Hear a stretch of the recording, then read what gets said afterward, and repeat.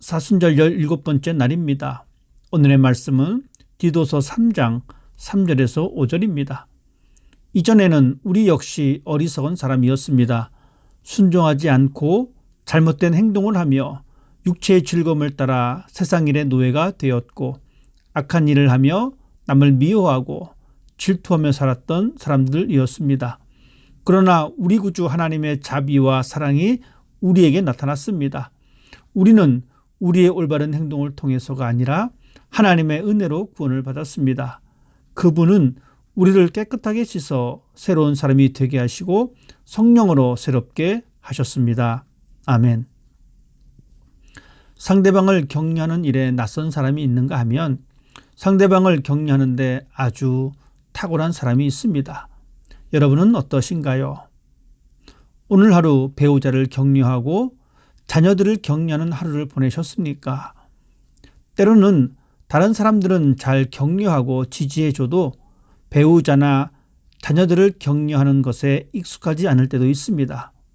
그렇지만 먼저 가족에게 관심을 표현하고 도움을 주는 모습이 더욱 아름다운 모습입니다.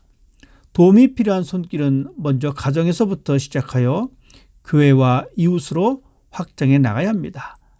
바로 그런 모습을 훈련하는 2024년 사순절이 되기를 바랍니다.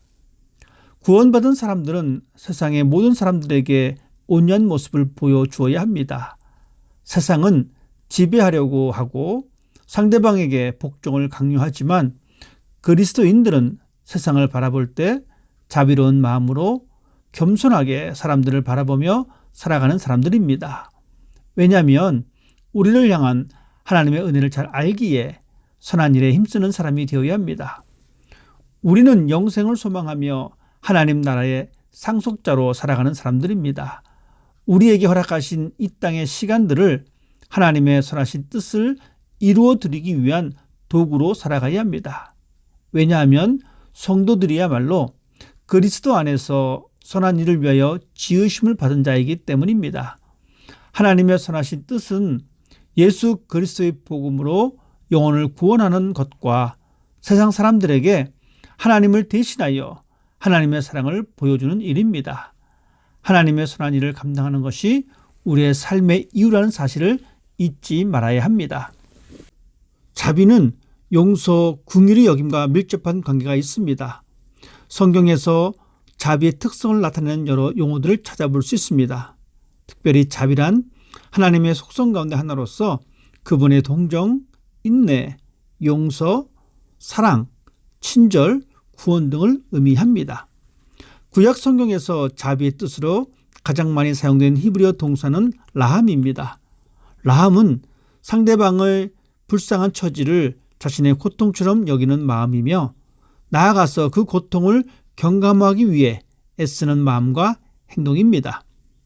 그리고 또 하나 오늘 본문의 말씀에 기록되어 있는 자비라고 하는 이 의미로 사용된 헬라어 단어 크레스토테스가 있는데 성령의 9가지 열매에 대해서 소개하고 있는 갈라디아서 5장 22절에 나오는 자비가 바로 이 크레스토테스입니다.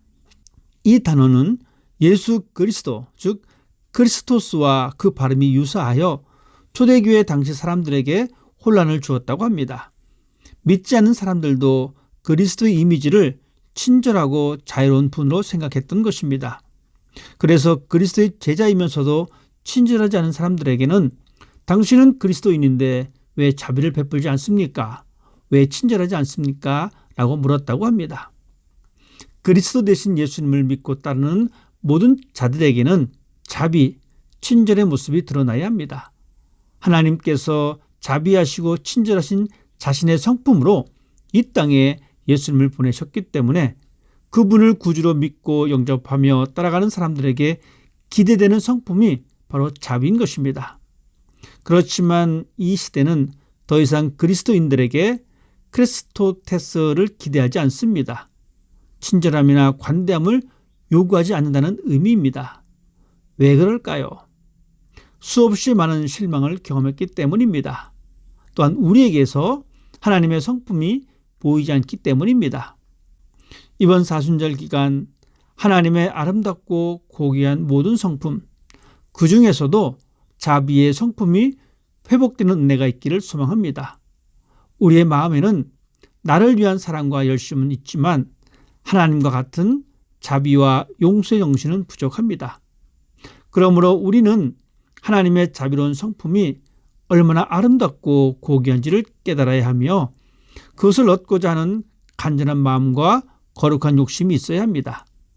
그런 마음이 내 안에 있기를 소원하며 간절히 구해야 합니다. 비록 우리가 살아가는 삶의 환경이 어렵고 미움으로 가득 찬 세상을 살아간다 할지라도 우리는 미래의 소망을 품고 살아가는 자들입니다. 그런 사람들은 성령님이 자신의 마음 안에 거하신다는 증거를 보여주어야 합니다. 그 증거가 바로 자비로운 마음과 행동입니다.